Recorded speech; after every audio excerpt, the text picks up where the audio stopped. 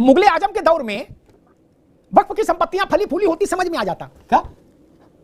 मुगल चले गए, बाजिद अली शाह गुजर गए, नवाब भोपाल गुजर गए, चंदेरी के नवाब गुजर गए क्या? मुगलों के घर के बाल बच्चे कलकत्ता में चाल में रहने लगे, तब ये संपत्ति कैसे बढ़ने लगी? देश में कई प्रधानमंत्री आए और चले भी गए, माना कि तू कयामत है, पर कयामत तक तो नहीं। तो सुप्रीम कोर्ट का फैसला आने दीजिए, उसके बाद देखेंगे शाह और शहनशाह में कितनी दादागिरी बची है और कितने लोगों में अब जज्बे बचे हैं जो अपने बाप दादाओं की दान की हुई प्रॉपर्टी को बचा पाते या नहीं बचा पाते। अगर सरकार की ताकत होगी सरकार छीन ले। देश की संसद का फैसला पहले आ चुका, अब देश की सबसे बड़ी अदालत का फैसला भी आ जाएगा।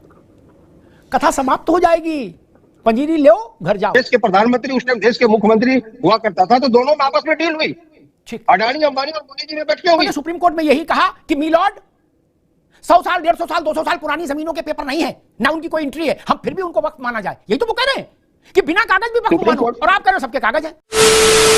जय श्री राम दोस्तों, एक वापस से नए डिबेट वीडियो में आप सभी का स्वागत करता हूं। मेरा नाम है गौरव और आप देख रहे हो धमाका डिबेट्स। दोस्तों, आज का जो वीडियो है बहुत ही ज़्यादा धमाकेदार होने जा रहा है। आप सभी से रिक्वेस्ट करते हैं वीडियो को अंत तक जरूर देखें और एक कमेंट जरूर करिएगा। दोस्तों, वक्फ का कानून जो जिस तरह से वक्फ बिल जो है पार्लियामेंट से पास हुआ, उसके बाद जो है मुस्लिम पक्ष जो है उसको सुप्रीम कोर्ट में लेके गया। अब दोस्तों सुप्रीम कोर्ट में सुनवाई पूरी हो चुकी है और किसी भी वक्त जो है वक्फ पे जो है फैसला आने वाला है। लेकिन उससे पहले जो मुस्लिम स्कॉलर जो हो, चाहे कांग्रेस पार्टी के प्रवक्ता मुन्ना खान हो, ये जो बहुत ज़्यादा जो है भड़कते हुए नज़र आ रहे हैं कि वो ज़मीनें जो है मुसलमानों की थी और मुसलमानों की ज़मीन पर सरकार अडानी और अंबानी जो है उस पर कब्जा करना चाह रहे हैं। आज की डिबेट में अमिताभ नोत्री जी ने मुन्ना खान जो कांग्रेस पार्टी के प्रवक्ता हैं, साथ ही साथ मौलाना नदीमुद्दीन, दोनों को बहुत अच्छे से जो है एक्सपोज किया, बहुत अच्छे से धोया तर्कों के आधार पे। ये लोग हमेशा यही बात करते हैं कि भारत में जो है मुसलमानों को दबाया जा रहा है, उनकी ज़मीनें छीनी जा रही है, मतलब इस तरह का जो है विक्टिम कार्ड खेलने लगते हैं। कांग्रेस पार्टी हमेशा से जो है तुष्टीकरण की राजनीति में इस तरह की जो है घपले करते हुए आई है। दोस्तों, आज की वीडियो को शुरू कर लेते हैं। चैनल पर पहली बार आए चैनल को सब्सक्राइब कर लीजिएगा, वीडियो को व्हाट्सएप के माध्यम से ज़्यादा ग्रुपों में शेयर कर दीजिएगा। चलिए वीडियो को चलते हैं। सुप्रीम कोर्ट का फैसला अगर आपके पक्ष में नहीं आया तो फिर लड़ाई कैसे और किस मिजाज की जारी रहेगी, ये समझना चाह रहा हूं। अब तो मसला फैसले तक आ गया, फैसले की देहरी पर खड़ा है मसला, ठीक। अगर आपके मनमाफिक नहीं आया तो कयामत तक लड़ाई कैसे जाएगी, मैं ये समझना चाह रहा हूं। देखिए सुनिए, हमें उम्मीद है कि सुप्रीम कोर्ट का फैसला हमारे पक्ष में आएगा। अगर हमारे पक्ष में नहीं भी आता है तो हम कानूनी कार्रवाई क्या हो सकती है हम सोचेंगे। अगर सुप्रीम कोर्ट हमारे खिलाफ फैसला देती है तो देश की सुप्रीम कोर्ट है, हम तो निशांत दुबे नहीं है कि सुप्रीम कोर्ट आग लगा रही है। हम भाजपा वाले नहीं है कि अदालत के कहने के बाद भी FIR 4 घंटे में नहीं होता है, अदालत के कहने के बाद भी FIR नहीं होता है। हम देश के नागरिक हैं और हमें सुप्रीम कोर्ट की अदालत पर हमको भरोसा है। मुन्ना खान साहब, मेरा यही सवाल, आप मान लीजिए सुप्रीम कोर्ट ने इन याचिकाओं को खारिज कर दिया और कहा कि नहीं, पार्लियामेंट ने जो कानून बनाया वो संविधान की कसौटी पर खरा उतर रहा है, देन फिर आगे क्या? मैं कह रहा हूँ कि सुप्रीम कोर्ट से बढ़कर इस देश में कुछ है नहीं। जो 140 करोड़ जनता का जो विश्वास सुप्रीम कोर्ट पे है, वो मुस्लिमों का भी विश्वास सुप्रीम कोर्ट पे है। मौलाना साहब ने सही कहा कि जो कानून है, जो संविधान है, उसके दायरे में रख करके ये लड़ाई लड़ी जाएगी। सरकार का कुछ नहीं है, सरकार तो आती जाती रहती है, सरकार का कुछ नहीं है। देश में कई प्रधानमंत्री आए और चले भी गए, माना कि तू कयामत है, पर कयामत तक तो नहीं। तो सुप्रीम कोर्ट का फैसला आने दीजिए, उसके बाद देखेंगे शाह और शहनशाह में कितनी दादागिरी बची है और कितने लोगों में अब जज्बे बचे हैं जो अपने बाप दादाओं की दान की हुई प्रॉपर्टी को बचा पाते या नहीं बचा पाते। अगर सरकार की ताकत होगी सरकार छीन ले, अगर जो संविधान के हिसाब से और जो मुस्लिम भाइयों के पास ताकत होगी मुस्लिम भाई रख लेंगे। इसमें घबराने की मुन्ना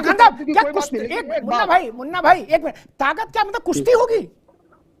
गिजा खा के सब लोग आएंगे, कुश्ती होगी, बोले आ जाओ छल कबड्डी हाल ताल, नहीं ऐसा होगा क्या? सरकार की तरफ से यही होगा, छल कबड्डी हाल ताल ठोके जा रहे हैं। अभी मौलाना साहब ने सही कहा कि सुप्रीम कोर्ट के बारे में इतनी अभद्र भाषा का इस्तेमाल निशिकांत ने दुबे ने किया, क्या उस पर कार्रवाई हुई? नहीं हुई। जो विजय शाह है, जो कैबिनेट गृह मंत्री है मध्य प्रदेश के, उन्होंने सीधा कहा कि तीनों सेना प्रमुख प्रधानमंत्री के नतमस्तक थे, उस पर कार्रवाई हुई क्या? बड़े बड़े बादशाहों को देखना पड़ा, बड़े बड़े सिकंदर आए, जनता के आगे उन्हें झुकना पड़ा। अगर आपके पास ताकत है तो मैं समझता हूँ मिस यूज न करें। और मित्र हमारे बता रहे थे कि सुप्रीम कोर्ट ने कोई कानून आज तक निरस्त नहीं किया। मैं कह रहा हूँ सुप्रीम कोर्ट की ताकत सरकार को पता नहीं है और सरकार के बने प्रवक्ताओं को पता नहीं है।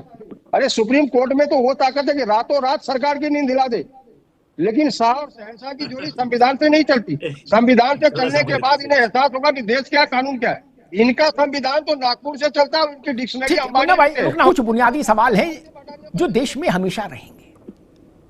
मौलाना साहब को वो बुद्धिजीवी हैं, उनको इस सब पे काम करना चाहिए ताकि वाजिब उत्तर जो आप उत्तर दें उसमें वजन हो। मौलाना साहब, सारा खेल वजन का है। बहस तो बोल लो 1 साल तक कर सकते हैं हम लोग, लेकिन वजन कहां से लाएंगे? मुगले आजम के दौर में वक्फ की संपत्तियां फली फूली होती समझ में आ जाता।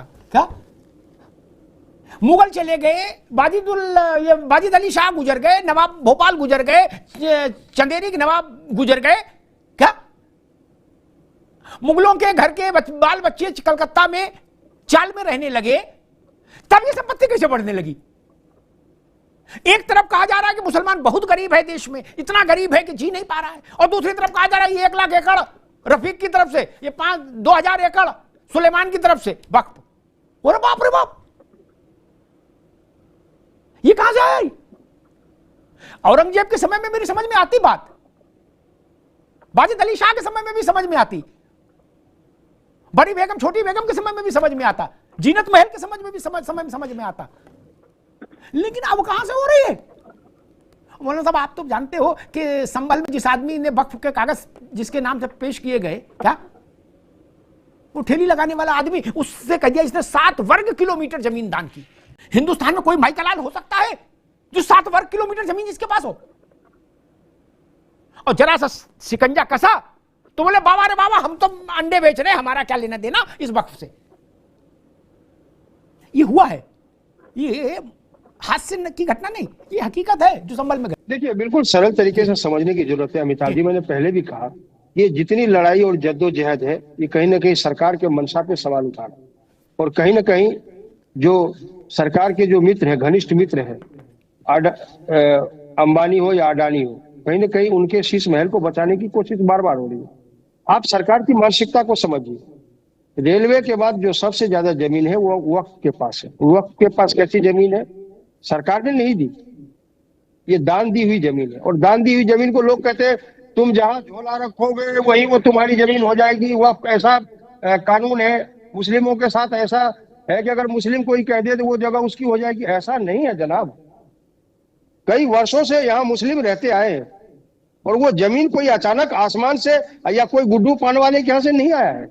वो जमीन दान दी हुई है, बजाते उसके पेपर है, और जिसके लिए दी गई उसके लिए भी सबूत है। मुन्ना भाई, अब आप और कपिल सिब्बल में लड़ाई हो जाएगी। कपिल सिब्बल कह रहे पेपर ही तो नहीं है, और आप कह रहे हो सबके पेपर है। नहीं, कपिल सिब्बल कहते पेपर नहीं है। बगैर पेपर के कौन सी जमीन नहीं, कौन सी जमीन है जिसके पेपर नहीं है?